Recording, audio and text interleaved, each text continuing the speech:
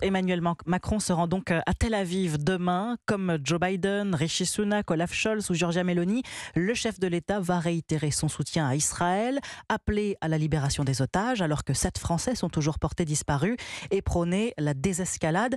Jacques Serret, Emmanuel Macron a pris son temps avant de décider ce déplacement.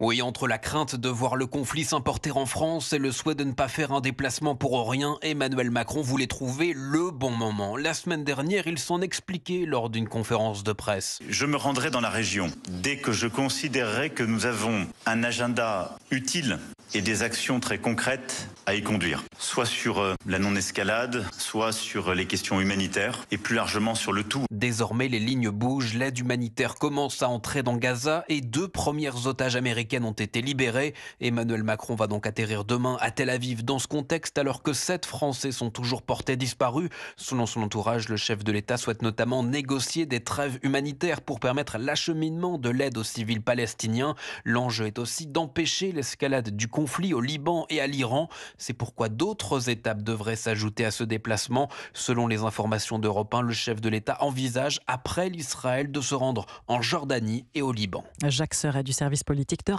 1.